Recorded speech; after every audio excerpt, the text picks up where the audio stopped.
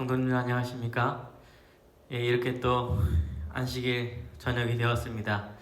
여러분들 마음에 하나님께서 함께 하시는 귀한 시간 되길 간절히 바라겠습니다. 또한 우리에게 주어진 이 시간이 우리로 쇠퇴하게 하는 것만이 아니라 우리로 더욱더 성숙하여지고 풍성하게 될 수 있는 그런 시간이 되기를 간절히 바라겠습니다. 열렬히 기도해야 할 시간인 줄로 믿습니다. 우리가 하나님께 우리의 앞날과 그리고 나의 가족들과 사랑하는 사람들을 위해서 우리가 충분한 기도의 시간을 가져야 되고 또 그런 좋은 또 기회인 줄로 믿습니다. 하나님께서 오늘 우리에게 큰 은혜 주시길 바라면서 제가 기도하고 시작하겠습니다.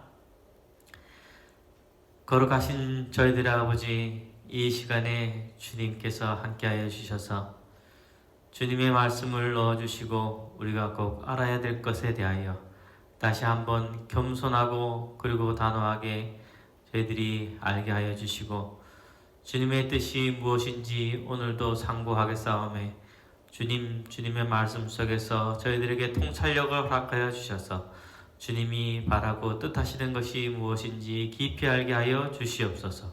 우리 구주 예수 그리스도 이름으로 기도드렸습니다. 아멘.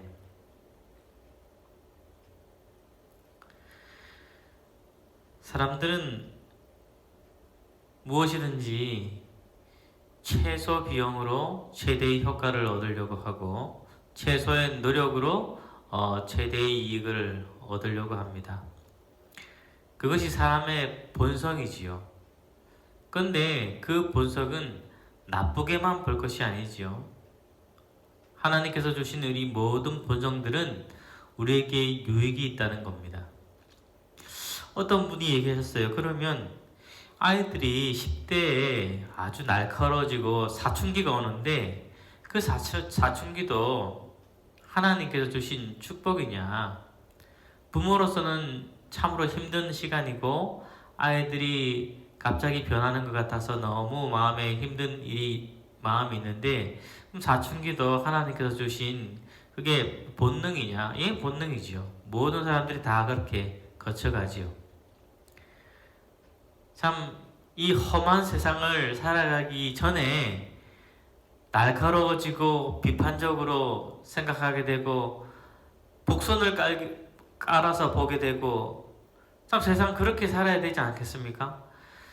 단순하고 말하는 족족 믿고 그리고 있는 대로 다 내어주고 한다면 아마 이 세상 살아가기 힘들 겁니다. 그러나 사춘기라는 그 시간을 통해서 좀 삐딱하게 보는 거죠, 물건을. 우리가 사실은 통찰력이라는 것은 단선으로 보는 것을 얘기하고 있지 않습니다. 복선으로 보는 것을 얘기하고 있고 입체감 있게 보는 것을 얘기하고 있죠. 하나님의 말씀도 이렇다라고 한다면 그 방향도 봐야 되지만 다른 사람은 어떻게 보는지 복선적으로 그리고 뒤집어서 생각하기도 하고 되돌려서 생각하기도 하고 그렇게 하는 것이 통찰력의 이 바탕이 아니겠습니까? 그런 것처럼 우리 아이들도 사춘기를 겪는다는 것은 그만큼 사고적 생각하는 사고가 이렇게 다양할 수 있게 하는 그런 시기인 것 같아요. 그런 시기인 것 같습니다. 그래서 사춘기를 잘 넘기도록 서로 노력하는 그리고 더 사랑해주는 부모들은 아마 그 아이들이 평생 또 부모님을 사랑하고 존경하는데 또 일조하는 귀한 정말 작은 환란의 시간이 아닌가 그렇게 생각이 듭니다. 제가 오늘도 이제 9장 일요일 시험령 마지막 날 사건들 9장입니다. 내가 왜 이렇게 이것에 대해서 관심이 있었는가 일주일 동안 자문해보는 그런 시간을 가졌어요. 내가 혹 기회주의자라서 우리가 시간을 알고 때를 알고 사건을 알면 물론 하나님께서 그것을 알게 해주신다 그랬죠. 그것을 통해서 우리가 믿음의 경진을 하는데 도움을 주고자 하는 축복으로 이렇게 주실 것은 분명합니다. 그런데 제가 이 축복을 가지고 내가 이 축복을 가지고 축복을 또 이용하지 않을까? 하나님께서 주시는 축복은 축복으로 우리가 감사히 받을 수도 있고, 우리가 나름대로 자기 이기적인 이기심의 발동을 통해서 뭐든지 하나님의 축복은 우리가 이용할 수 있습니다. 기회주의자처럼. 하나님께서 우리에게 왜 정확한 이렇게 참 요한계시록을 연구하다 보면 도대체 이것을 어떻게 해석해야 되는지 다른 사람들의 지혜와 그리고 많은 생각을 요구하게 됩니다. 단순하게 쓰지 않으셨어요. 그리고 거기에는 우리에게 필요한 것만 적으셨지요. 때를 적으셨다면 기회주의가 안 될 사람도 아마 기회주의자처럼 변하게 될 것입니다. 누가 때를 알면 최소한의 노력으로 최대한의 이익을 보려고 그러지, 그것이 유혹이 되는 거지요. 하나님께서는 우리에게 기회주의자가 되지 않고 늘 한결같은 그리스도인이 되기를 원하시는 겁니다. 사실 우리가 일요일 휴업령을 이렇게 깊게 얘기하는 것은 아마 일요일 휴업령이 우리 은혜의 끝이기 때문에 그런 것 같아요. 물론 은혜의 끝은 또 있습니다. 우리 예수님께서 7 재앙을 내리시기 직전 선고를 하실 때 은혜의 시기가 끝이지만, 하나님께서 미리 택하신 백성들에게 주어진 이 은혜의 시기의 끝은 우리에게는 지금이라고 할 수가 있겠죠. 지금 이 액정이 불안정해서 뒤에는 켜지지도 않고 지금 앞에가 왔다 갔다 그렇게 하는데요. 제가 읽으면 되니까 너무 신경 쓰지 마시고 설교에 집중해 주시기 바랍니다. 제가 미국 와서 여기 와서 알게 된 것은 블루로라는 썬데이로에 대해서 알게 되었는데요. 이것이 처음으로 쓰여지기 시작한 신문에 나타난 때가 1755년이다 그렇게 얘기를 하더라고요. 1755년.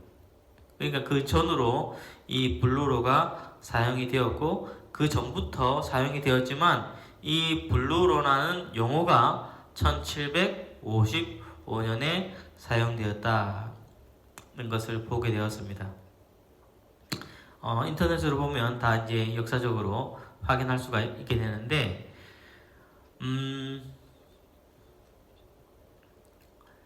1755년에 무엇이 있었습니까? 리스본 대지진이 있었습니다. 리스본 대지진이 있었고, 또 참 우연찮게 이 블루로를 계속 유지하려고 모인 단체가 로데이 얼라이언스인데, 그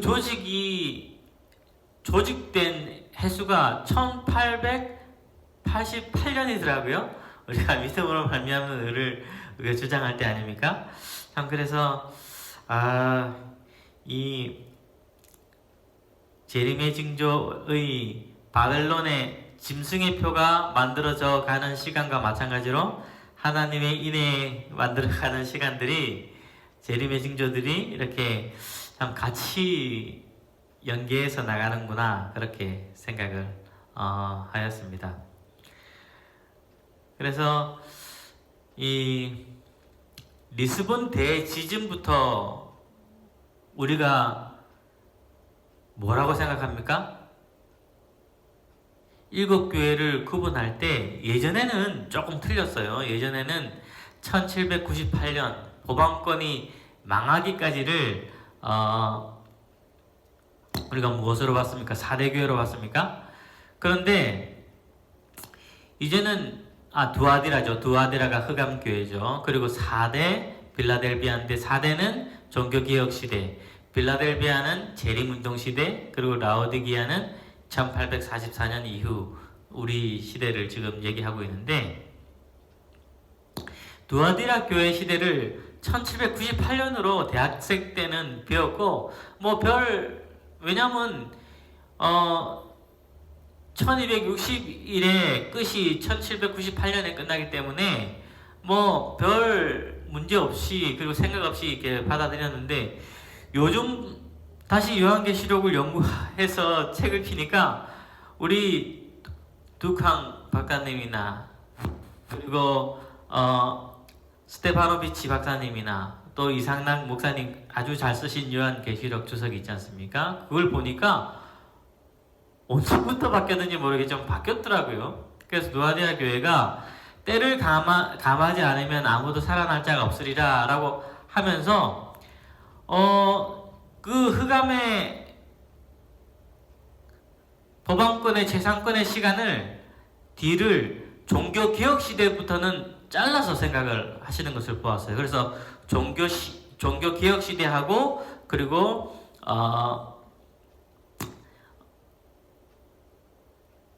재림운동이 시작되기 전까지를 좀 길게 4대 교회로 이렇게 해놓은 걸 보면서 상당히 이것이 옳다 그런 생각을 가지게 되었어요. 그래서 7교회의 시점을 나눌 때 1798년이 아니라 한 16세기까지 우리 마르틴 루터가 종교개혁하는 그 시대 이전까지를 흑암의 시대라고 그렇게 하고, 그리고 16세기부터 이제 18세기까지를 이제 4대 교회 종교개혁 시대라고 그렇게 우리가 보고, 19세기를 우리가 재림운동 시대로 생각을 하는데 이렇게 구분하고 있습니다. 그래서 1755년을 우리가 어떻게 생각하는 거예요?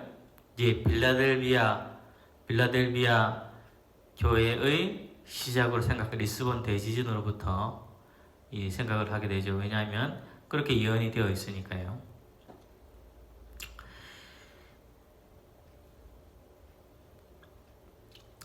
참, 하나님께서 우리에게 가르쳐 주시는 것들이 피할 수 없고, 그리고 반드시 그렇게 생각해야 될 만한 요점들을 중간중간 두시는 것 같아요. 그래서 프랑스 대혁명이라든지 성 바돌로메오 학살이 있었지 않습니까? 참 그런 걸 보면서 이 역사를 다시 한번 구슬도 깨야 보별하고, 하나님의 종말적인 시각의 줄로 이렇게 깨어야 우리가 그것에 대한 확실한 가치 그리고 무게를 느낄 수 있다고 생각합니다. 제가 이 블루로는 얘기를 하는 것은 다시 한번 강조를 하기 위함인데요. 예전에 내렸던 18세기에 내렸던 이것이 지금 얘기하는 우리가 짐승의 표로 얘기할 수 없는 것은 우리 예언의 신에 이렇게 분명히 적어 놓았죠. 짐승의 표를 받는 자는 아직 아무도 없다. 그리고 일렬 중수는 아직 짐승의 표가 아니다. 사람들로 하여금 이 우상의 안식일을 경배하게 하는 법령이 포고되고 나서야 비로소 그것은 짐승의 표가 될 것이다. 이 날이 시험이 될 때가 오겠지만 그때는 아직 이르지 않았다. 그래서 처음에 미국에서 만들어지고, 또 그리고 이것이 유럽에서도 캐나다에서도 다 만들어졌는데요. 이것이 만들어졌을 때 안식일과 대비해서 안식일을 지키지 못하게 하고 일요일을 강조하기 위해서 그런 것이 아니라 안식일 개념이 없었을 때죠. 안식일 개념이 없었을 때고, 그리고 법령이 포고되고 나서야 비로소 천주교를 통해서 이것이 발표될 때야 짐승의 표가 될 것이다 라고 했을 때, 물론 일요일 숭배는 천주교 구교에서부터 나온 것입니다. 종교개혁 시대 그것을 걸러내지 못했죠. 그렇지만 이 미국의 청교도들이 천주교회와 손잡고 만든 것이 아니죠. 천주교회와 미국이 언제 이렇게 동맹을 맺었습니까? 뭐 레이건 대통령 뭐 그 이전일 수 있겠지만 타임지에 나온 사진으로는 레이건 대통령과 이렇게 손을 잡고 이렇게 만나는 타임지 사진이 있는데, 그 청교도들이 캐톨릭과 손잡고 만든 법령이 아니죠. 청교도들이 자체적으로 만든 법령이죠. 무엇 하려고? 이 사회를 좀 더 종교적인 사회로, 그리고 범죄가 없는 사회로 만들기 위하여 한 것이니까요. 처음에 미국에서, 그리고 그때 당시에 만들어졌던 이 블루로는 우리가 짐승의 표로 생각하지 않습니다. 그러나 이것이 어떤 중요한 의미가 되세요? 다시 반복된다는 것이죠. 그래서 역사가 중요한 이유는 역사를 잊으면 그 피해가 반복된다는 겁니다.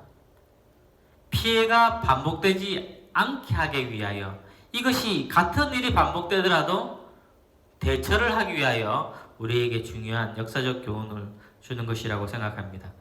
미국은 일요일 법령을 통과시킬 것입니다. 개신교가 변한다 그랬습니다. 천주교회는 변하지 않고 천주교회가 있는 곳에 개신교가 넘어온다 그랬지요.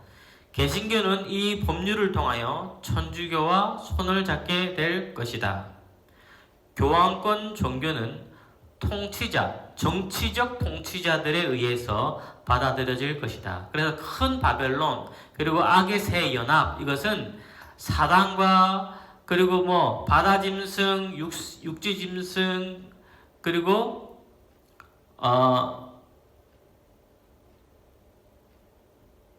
음녀, 이렇게 뭐 새 연합이 있는데, 그리고 또 사단, 그리고 교황, 그리고 타락한 개신교, 이렇게 뭐 3연합이라고도 하고요. 뭐 강진술 뭐 이렇게 따로 이렇게 또 하기도 하는데, 큰 바벨론은 이런 복합적인 협력 체제라는 것이죠. 그래서 나중에 제일 7지양 때 세 갈래로 나눠진다 그랬는데, 다 그 뿌리가 틀리는 세 갈래로 나눠진다는 것이죠. 큰 바벨론이 이렇게 세 연합이 될 것인데, 개신교가 천주교와 손을 잡게 될 것이다. 그리고 또 하나 더 여기서 추가한다면 개신교, 그리고 또 캐톨릭, 그리고 이 땅의 통치자들, 정치권들, 이것이 세 개가 연합되어서 큰 바벨론을 이루게 될 것인데, 개신교는 천주교와 손을 잡게 되고, 교황권은 통치자들에게 의해서 또 받아들여져서 손을 잡게 되는 것이죠. 참 재미있는 말씀이 있어요. 지적으로 크게 목매했던 시대는, 참 지적으로 책도 못 보게 하고 교육이 발전되지 않은 그 시대에 교황권의 성공에 유리했음이 드러났다. 그죠? 뭐 가르치는 사람 그대로 돈을 내면 연옥에서 빠져나가고 뭐 천당 가고 이런 무지한 이야기들을 참 성경 모르니까, 무지하니까 백성들이 유리했음이 드러났다. 그러나 지적으로 크게 광명한 시대에도 참 우리가 얼마나 지적으로 크게 강명을 이루고 있습니까? 또 인터넷을 통해서 우리가 얼마나 많은 것들을 알 수 있습니까? 저는 어제 그 역사 강의를 잠깐 보게 되었는데, 우리나라가 간도라는 땅이 있습니다. 간도. 섬도자를 쓰긴 쓰는데 섬이 아니고 이 두만강 위쪽, 그러니까 지금은 중국 땅이 된 그 연변을 간도라고 부르는데, 간도가 우리나라 땅이 언제까지 우리나라 땅이었냐면 1900년이 넘어서까지 우리나라 땅이었더라고요. 그런데 저는 몰랐어요. 그게 옛날에 넘어간 줄 알았지. 우리가 한때 살았다고 생각을 했지. 그런데 역사학자가 얘기를 하는 겁니다. 그래서 지금 그게 국제재판소에 걸려져 있대요. 어느 한 나라가 땅을 100년 이상 지배하게 되면 그냥 국제법상 인정을 해준답니다. 아, 100년이 지났으니까 그 나라 땅이다. 그렇게 생각을 해준대요. 그래서 100년이 되는 해인지 되기 전인지 하여튼 걸어놨대요. 그래서 근데 중국이 주겠습니까 우리한테? 근데 하여튼 걸어놨다고 하는데 언제 그것을 빼앗겼냐면 일제치하 때 일본 사람들이 청나라의 무역권 그리고 철도권 같은 거를 얻으면서 그 땅을 넘겼다는 거예요. 아우 그걸 아니까 얼마나 속이 상하는지. 근데 우리가 빨리 그럼 왜 우리가 이렇게 빨리 대처를 못했냐 그렇게 하더라도 그럴 수밖에 없죠. 왜냐하면 중간에 북한이 끼어가지고 뭐 우리가 붙어있는 땅이면 뭐 넘어가면 되는데 뭐 북한은 넘어갈 수 있는 게 아니니까 참 안타까운 일이죠. 그래서 그런 생각을 했어. 내가 이렇게 속이 상한데 속이 상해야 뭐 그래서 어떤 생각을 했냐면 연변에 저도 가봤는데 아직까지 한국말을 쓰고 조선인 학교가 있고 뭐 거리마다 다 이 도로 표지병도 한글로 되어 있지 않습니까? 근데 이 연변에 이제 다 변해서 이제 한국말보다는 중국말 더 중화되어서 축구를 해도 이제 중국을 응원할 만큼 다 이제 중국민화 되어 가는데 하나님께서 우리나라에 사람들이 많은 복음을 가지고 전할 때 중국에 전할 수 있도록 우리 한민족을 미리 건너가게 한 것이 아닌가. 또 아침에는 또 그렇게 좀 생각이 들더라고요. 억울하니까 그것을 억울하지 않게 하기 위해서 그렇게 해석을 하는 건지는 모르겠지만 다 하나님께서 뜻하신 바가 있지 않을까 그렇게 생각이 들어요. 그래서 중국이 동북 공정을 통해서 이 연변을 중국의 역사로 끌어들였고 서북 공정 티베트하고 위구르 그쪽을 또 다 끌어들인 역사를 들으면서 그래서 제가 그 위구르 쪽을 좀 찾아봤거든요. 근데 거기는 정말 억울하더라고요. 독립을 하기 위해서 그 위구르 그 자치구만 해도 프랑스의 3배나 돼요. 3배. 그래서 제가 프랑스 기자가 그 위구르에 들어가서 이제 찍은 다큐멘터리를 보았는데요. 프랑스 땅의 3배나 된대요. 그러니까 독립해도 충분히 큰 땅이죠. 그렇지만 중국이 절대 놓아주지 않죠. 그렇지만 그 위구르족들은 투르크족, 터키족 사람들인데 생김새도 완전 틀리고 거긴 또 종교가 이슬람이에요. 이슬람. 그러니까 독립을 원하죠. 근데 중국이 절대 놓아주지 않아서 사람들을 얼마나 이렇게 예전에 우리 중앙정보부에서 잡아가듯이 사람들을 얼마나 이렇게 감금하고 소리 소문 없이 사라지는지. 그리고 거기는 세계에서 가장 큰 감옥이 있대요. 뭐 참 큰 사람들이 없어지면 다 거기 가는지 하여튼 참 비밀리에 있는 것이 인공사진이나 그리고 또 미국에서 그것을 인권에 대해서 항의를 하고 또 많은 나라에서 인권에 대해서 항의를 하더라고요. 그래서 그 있는 존재는 확실하게 있는데 또 서류로 밝혀지고 참 그런 걸 보면서 이 땅에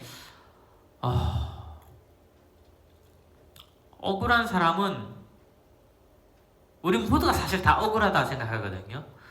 나도 억울한 것이 있고 모든 사람들은 다 자기를 피해자라고 생각하니까요. 가해자이기보다는. 그렇지만 나보다 억울한 사람들이 훨씬 많더라고요. 나보다 억울한 사람들. 우리 일본에 사는 조선족들 뭐 귀화도 안 된다 그러고 대우도 안 되고 그리고 이렇게 참 이스라엘 땅 생각하면 그 가자지구 사람들 있잖아요. 가자지구. 거기는 독립권도 주지도 않고 출입권도 주지도 않고 자치권도 주지도 않고 정말 가다놨어요. 가다놨어. 어디 나가지 못하게. 이스라엘 백성들이 자기가 당한 만큼 대감된다는 느낌이 드는데 그러면 안 되죠. 참 거기 있는 사람들은 너무 억울한 삶을 사는 걸 보면서 참 그래도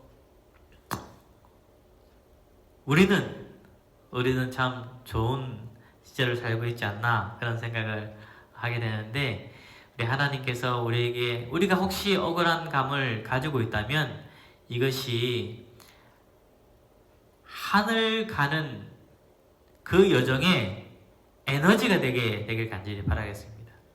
그래서 많은 순교자들이 언제 주님께서 신원하여 주십니까? 할 때 기다리라 그러죠.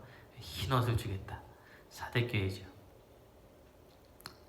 자꾸 이것을 통해서 우리의 열기의 소스로 쓴다면 참 이 억울한 이 모든 세상의 이 억울함을 우리가 하늘을 바라보고 하늘을 가는데 큰 에너지로 우리가 사용되게 되길 간절히 바라겠습니다.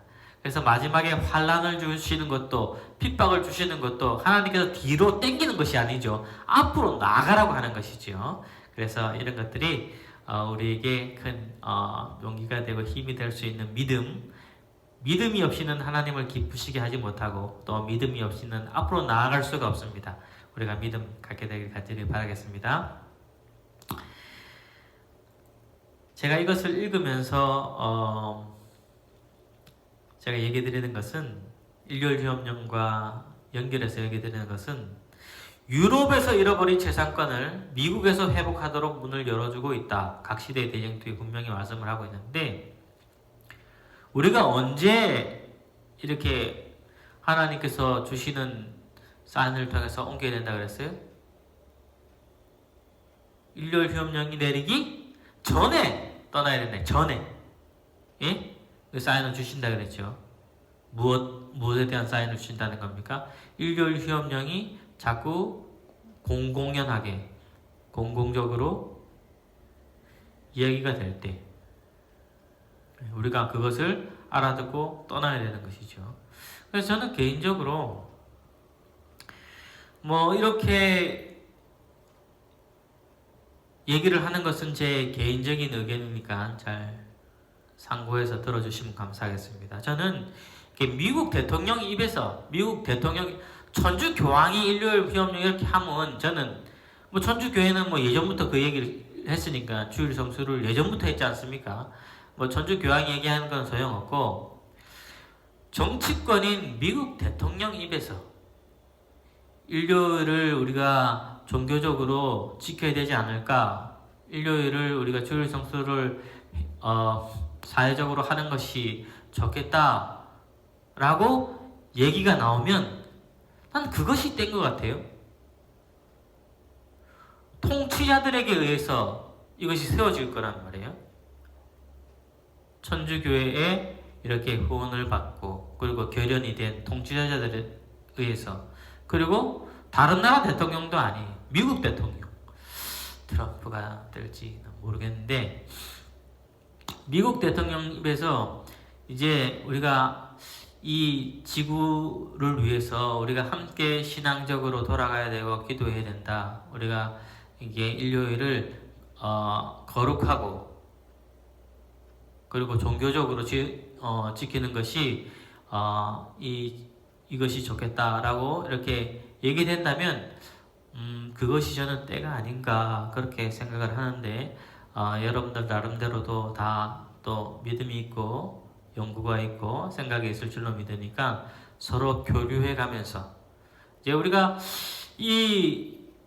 지금 못 모이는 이 시간이 지나면 매일 좀 교회 문을 열어야 되겠대. 하도 못 모이니까 이건 안 되겠어요. 이제 하도 못 모이니까 모이는 것이 얼마나 행복한 일인가 우리가 깨닫게 되면서 모이게 되면 매일 좀 모여야 되겠다. 그래서 교회 증언도 읽고 증언 보감도 읽고 각시대 대쟁투도 읽고 또 요한계시록도 연구하고 우리가 봐야 될 비디오도 많고 연구해야 될 것이 상당히 많은데 그런 것들을 매일매일 그리고 때가 되는 대로 아침 저녁으로 이렇게 시간을 내어서 좀 모여야 되지 않을까 그렇게 생각을 하는데 그때 우리들이 만나서 서로 자기 자신들의 통찰력, 생각, 의견을 서로 의논하면 상당히 좋겠다 그렇게 생각이 됩니다. 제가 지금 앞에 시계를 두고 하고 있습니다. 제가 요즘 들어보니까 너무 시간을 너무 많이 쓰는 것 같더라고요. 그래서 듣는 여러분들이 너무 힘들 것 같아서 제가 지금 딱 30분만 하려고 시간을 지금 보고 있습니다. 그런데 처음 5분 10분은 되게 안 가더니 어떻게 눈 뜨고 다시 보니까 시간이 다 나갔어요. 예. 일요일 법령 옹호자들에 의해 사용되는 논증들, 지상에 가득한 재난은 일요일을 준수하지 않은 결과라고 생각한다. 그래서 이것을 통해서 사람들에게 달래고 사람들을 설득시키고 일요일 준수를 강요하는 법을 만든다. 그리고 일요일 준수를 강요함으로 사회의 도덕이 크게 개선될 것이라는 주장이다. 이것은 뭐 사실인 것 같아요. 연구를 통해서 블루로가 지난 다음에 어떻게 사회가 변했는지 해보니까 뭐 마약도 늘고 이혼도 늘고 범죄도 늘고 는 건 뭐 다 사실로 나타나는데요. 일요일 준수를 강요함으로 사회의 도덕이 크게 개선될 것이라고 주장한다. 미국에서 특별히 강조된다. 안식일 준수를 강요함으로 우리는 하나님의 품성을 받게 되는 것이죠. 그래서 하나님께서 일요일과 안식일이 큰 쟁점이 되게 하셨습니다. 반대로 말미암아 진리의 아름다움이 드러나게 됨. 그래서 일요일 준수를 강요할 때가 바로 우리의 믿음을 참 안식일을 제시할 절호의 기회이다. 그렇게 얘기했습니다. 그래서 빛이 강해지면 강해질수록 그림자가 진해지는 것처럼 어둠이 강할수록 빛이 드러나는 것처럼, 그래서 사실은 일요일 휴업령자들은 자충수를 두고 있는 것이죠. 일요일을 강조함으로 무엇이 드러나게 될까요? 안식일의 중요성이 드러나게 되고, 안식일의 중요성이 드러나게 되면서 그들은 뭐를 받게 되는 거예요? 정죄를 받게 되는, 짐승의 표를 받게 되는 것이죠. 그러니까 자기가 해하려고 하다가 오히려 해를 받는 자충적인 모습이 되겠죠. 뭐 요즘 뉴스 보니까 러시아의 푸틴이 석유 가격을 이렇게 낮춰가지고 미국도 뭐 세일 산업 크게 타격을 주고 사우디도 타격을 주고 하려고 했다가 자기가 오히려 러시아도 석유 그 수입으로 나라 재정에 큰 것을 차지하니까 오히려 자기가 이제 손해를 많이 봤다, 그런 얘기를 하게 되는데, 하나님은 참 역전의 명수이십니다. 역전의 명수. 여러분, 우리 하나님께서 우리에게 주시는 그 지혜가 참된 지혜가 되어서 앞에서 이기고 뒤에서 미치는 그런 지혜가 아니라 우리가 핍박과 환난을 당하나 우리가 승리자가 되는 그런 지혜가 있게 되길 간절히 바라겠습니다. 우리 다음 시간에는 일요일 시험령과 연관되어서 우리가 얘기하는 것이 상당히 많아요. 일요일 시험령이 내릴 때가 뭡니까? 밤중서리가 울려 퍼진다는 것이고, 밤중서리가 뭔지, 그리고 일요일 시험령이 내릴 때 늦은 비가 시작된다 그랬죠. 그리고 큰 외침이 시작되고, 그리고 믿는 사람들의 개인의 은혜의 시기, 추방일이 시작되고, 그래서 다음 시간에는 일요일 휴업령과 연관되어서 일어나는 일들, 어떻게 그때가 은혜의, 믿는 자들 은혜의 마지막 때인지, 그리고 그것이 어떻게 밤중소리라고 표현을 하는지, 그리고 그것이 어떻게 늦은 비와 큰 외침까지 이렇게 복합적으로 연결되는 되는지 우리가 얘기를 하겠습니다. 하나님께서 우리에게 하나님을 사랑하는 마음을 주셔서 정말 이 안식일이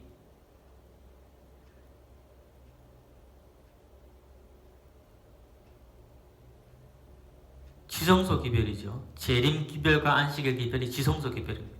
그래서 참 우리 교회 이름이 제7일 안식일 예수 재림교회 아닙니까? 그래서 안식일과 재림은 결국 그 두 가지가 함께 포인트를 맞춰서 비춰주는 것이 뭡니까? 하나님이 우리와 함께 하심이.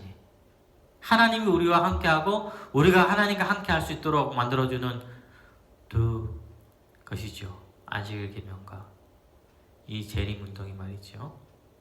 참 따지고 보면 다른 의미로서 참 깊은 의미가 있었는데 그것을 우리가 참 따지지 못하고 알지 못하고 지난 적이 참 많은 것 같아요. 우리 하나님께서 우리에게 은혜 주시고 우리 하나님의 말씀의 진리를 알물 통하여 사단이 흔든다 그랬어요. 흔들림이 오는 거죠. 인류의 혁명이. 흔들림은 뭡니까? 사단이 직접 강신수를 통해서 죽은 사람들이 살아나고 악한 천사들이 사람으로 변해서 증거한다는 거예요. 막 흔든다는 진리를. 인류를 숭배하게 하고. 그럴 때 분명한 진리가 없는 사람은 성경에 뿌리를 박지 못한 사람은 눈앞에 일어나는 이적으로 인해서 초자연적인 것을 통해서 다 넘어간다는 거죠.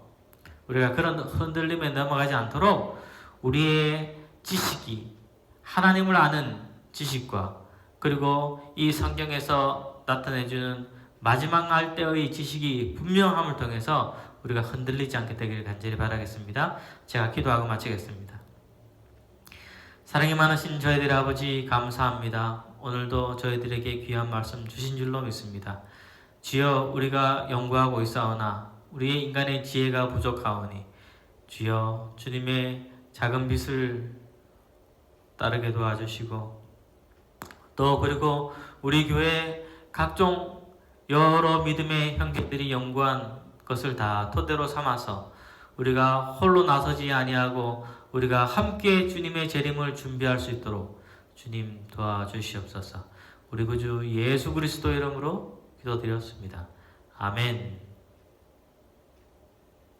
감사합니다. 하나님께서 함께 하시는 안식일 되시고 제가 볼 때는 이제 이제 나라에서도 경제 활동을 하도록 계속 부추기고 있는 상황에서 곧 우리가 모일 수 있지 않을까 그런 생각을 합니다. 모이더라도 이렇게 멀찍이 앉아야 되겠죠. 우리 교회는 제가 이렇게 보니까 아주 널찍널찍 앉을 수 있습니다.